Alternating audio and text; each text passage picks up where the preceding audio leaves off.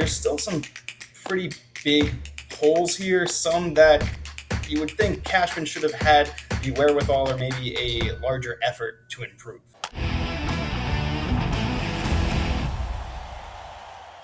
Gary Phillips joining us, beat writer for the New York Daily News, covering the New York Yankees. And on here, I think for the first time, Gary, right? Is this your debut on Yeah, FT? this is my foul territory debut. Thanks for having me on. Okay. Most important games of the season.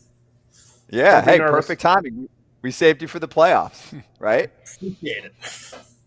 All right. So I want to bring this conversation right to you, and then we'll get into some more nitty gritty in the series. Do you think that the Yanks have to win this series for Aaron Boone to keep his job?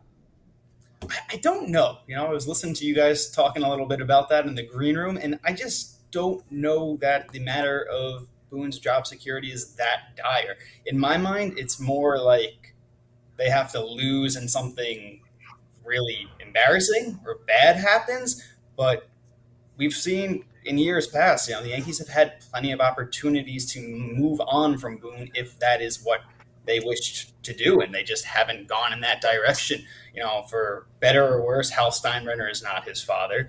You have, a ton of respect for Boone in that Yankees locker room, starting with Aaron Judge. So, he's well regarded as far as the players are concerned. And yeah, he's got that option.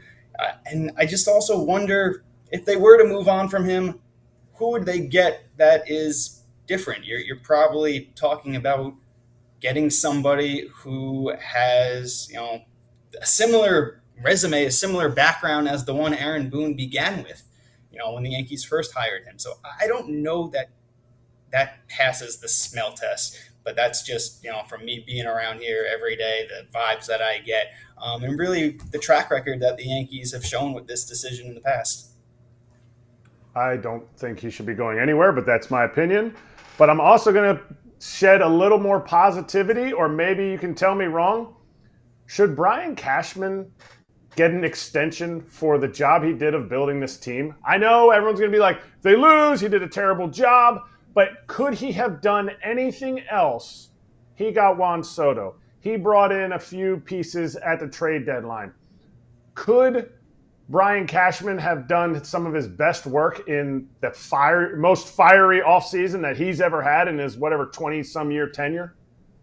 I'm not sure if I look at it exactly that way. You mentioned Soto. That's a huge addition. Getting Jazz Chisholm Jr. before the deadline was a huge addition. He's been tremendous for the Yankees so far. But you also look at a team that, as of this very moment, has some holes, has some serious question marks. They didn't do enough really to address the bullpen prior to the trade deadline. Now, some other pieces have stepped up, gotten healthy, and made that unit a little better than it was earlier in the season. And then you also, I think, overestimated Alex Verdugo's value.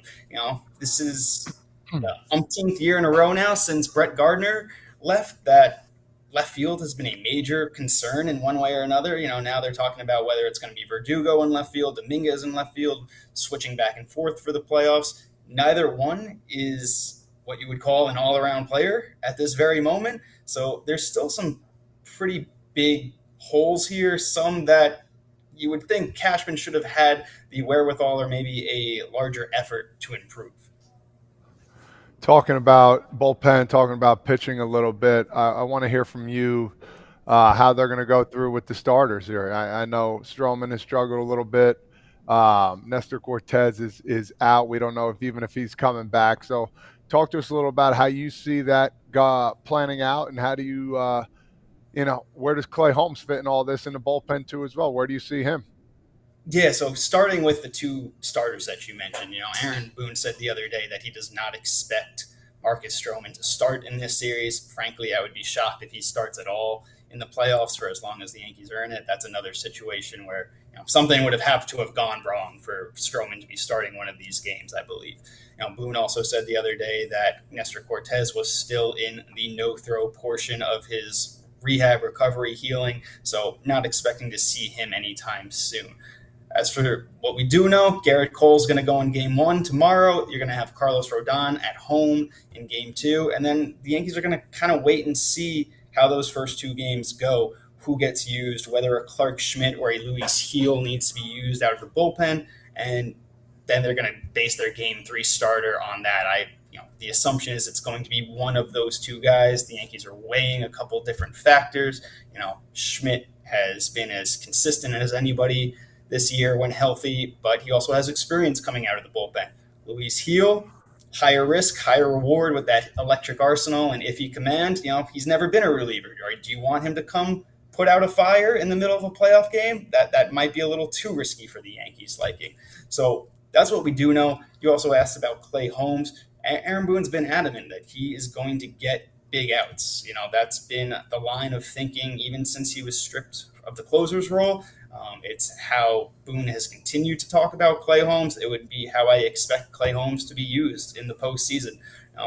There's some risk involved there as well, obviously. He tied a Yankees single-season record for blown saves this season, but I would expect to see him in some high leverage. Can we see a true platoon at both first and behind the dish with Austin Wells slumping? So it's kind of a two-part question. Who's going to get the most starts this series at first base, and who's going to get the most starts behind the dish? At first base, I'm going to guess Ben Rice, and behind the plate, I think it's less of a guess. It's going to be Austin Wells. I know he cooled off a little bit at the end of the year, but the Yankees absolutely love what he brings from the defensive side, from the game managing side, and slump aside, he really did cement himself as a legitimate middle of the order hitter, whether it's hitting fourth or fifth.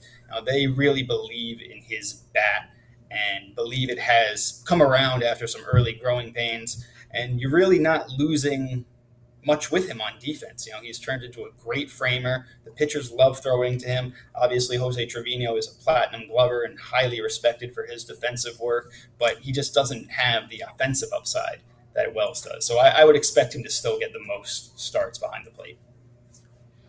I want to dive into hitters meetings. Eric and I has been a part of a bunch of them. I know you're starting to see one this year. It's a little unconventional, but it works for the Yankees. You wrote an article about, the Yankees and their hitters meetings, how one of the coaches had an umbrella hat on their head. You were listening to music. You don't know the extent of what goes on in there, but can you explain to us, what you've heard and, the article that you wrote about it? Yeah, so Todd's referring to a story that came out this morning in which, all season long I've been kind of asking about these hitters meetings that the Yankees have. In the clubhouse, there's a war room right next to the clubhouse where reporters can have access to. We can't go in the war room, but we can hear loud screams, blasting music, flashing colorful lights and strobe lights all season long. Sometimes the door will crack open and there's music videos with, bikini clad women on them. So a couple times I've also noticed Yankees hitting coaches James Rowson and Casey Dykes walking in with umbrella hats. So I've just been poking around all year asking what goes on in there. It sounds more like a party.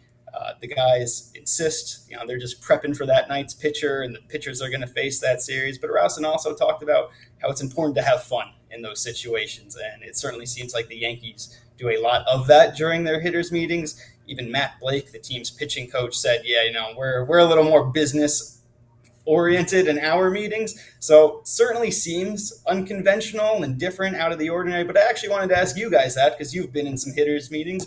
Is that par for the course, or are they doing something a little funky here? Matt Blake's pitchers meetings are so boring. And when you see him, tell him I said that. The Yankees hitters meetings, it sounds like it's the same. I saw the list of songs that you've heard come out of the war room, and I know they're still playing Despacito.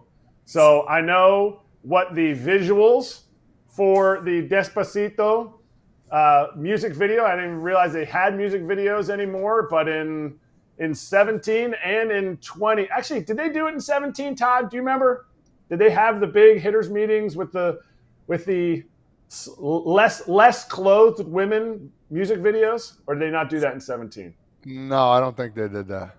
Okay, so it was in 20. It was during COVID. They started bringing that in, and basically, all I got to say about it is the fact that it was enjoyable to go to these meetings because it was just videos of pitchers that you're going to face giving up absolute dingers.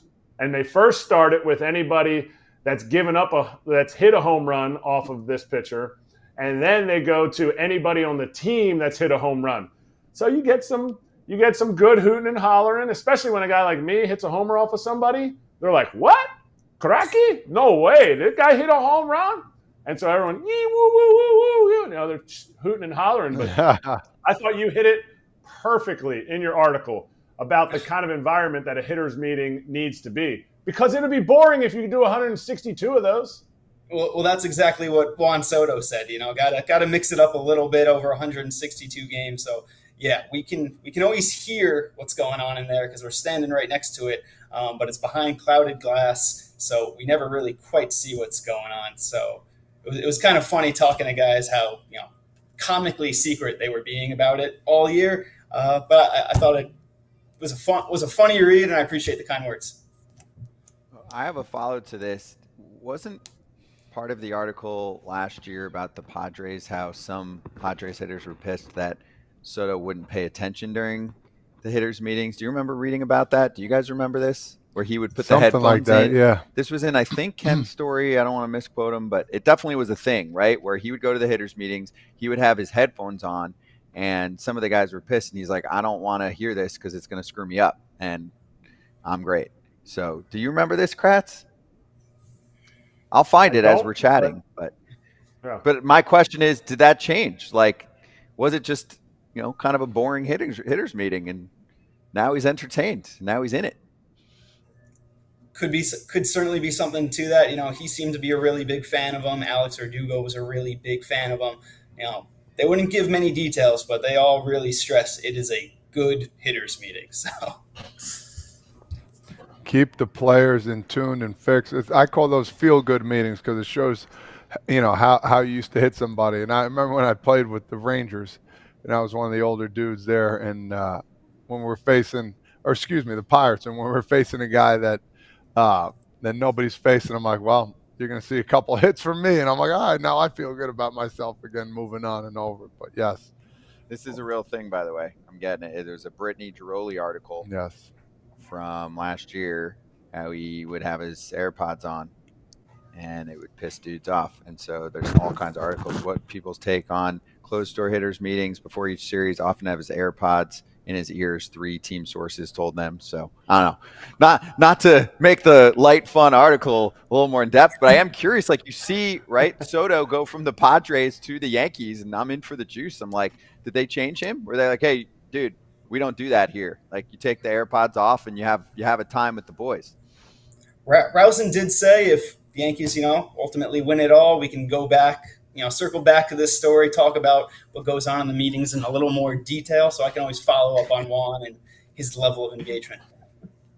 Okay. I like it. Let's finish with this. Any other thoughts on the series that you think could tilt this thing based on how much you've seen the Yankees and what you know about the Royals and their matchups this year, and even just seeing what KC just did to a Baltimore team that, you know, played pretty well against the Yankees this year? I'm really curious to see what impact speed has on this series. You know, obviously you have, you know, a couple quick Royals, namely Bobby Witt Jr., that can really run their bases, really make things happen with their legs. The Yankees, on the other hand, they've had some trouble throwing base runners out throughout the season. You know, you go back to that, you know, record-setting Boston game a couple months back that really exposed that weakness. So I'm curious to see how that has an impact over these next couple games, and I'm curious to see if the Royals can steal a win here at Yankee Stadium. You know, Waka has had lots of success against Judge. Cole Reagan's had some success when he pitched here a couple of weeks ago, and the Yankees have had their fair share of problems against lefties. So curious to see where the series stands after 2 games and heading back to Kansas City. Judge 1 for 18, 11 Ks versus Waka. That's something. Wow. That's something to look at. Wow, you don't see that often. 1 for 18, 11 punchies. Oof. How many guys own Aaron Judge? Not many. Not many with that sample size, you know. The guy who has the best numbers actually against Waka is Anthony Rizzo, but I would be very surprised if he's a factor here. Yeah, but Scott thinks they're better because Ben Rice is in. What do you think? I do. What do you think? Scott yesterday said if both were healthy, he would rather have Ben Rice in there. Who has more value to the Yankees out there playing first base? That's an interesting question. I mean, when you frame it like that, playing first base, I think it's Anthony Rizzo. He's the superior defender. He's looked a lot better defensively since he came back from the fractured arm. Rice is catcher by trade, still learning the position. We saw some growing pains the first time he was up when it came to his defense. As far as offense, I think it's not unreasonable to say there's a better chance of Ben Rice running into a fastball and hitting it over the fence than Anthony Rizzo at this point in their careers. But Rizzo also brings some championship experience. He's playoff tested. He's that savvy veteran, very respected in the clubhouse. But those are also some things that he can provide, even if he's hurt. So I am interested to see what kind of numbers Rice puts up here in the postseason. I'm also curious to see if he's necessarily the everyday guy there. Oswaldo Cabrera was the Yankees' backup first baseman toward the end of the season. He's looked fine there whenever he's needed to play first, and he's also been hitting pretty well for the last couple months. There you go. See, yeah, we had a good debate the other day on this, and I'm like, it ain't cut and dry, not in my mind, but we'll see. We'll see how Benny Ballgame does in this series. Gary, thank you for joining us. This was great. Appreciate the time, man, and enjoy the series. Hey, thanks so much for having me on, and let's do it again. Long postseason. Hey, everybody. Be sure to like and subscribe for more content. We're back here every weekday, all year long, so do not miss an episode. The videos are coming in all day. Here's another video you might enjoy. Baseball the way it should be covered.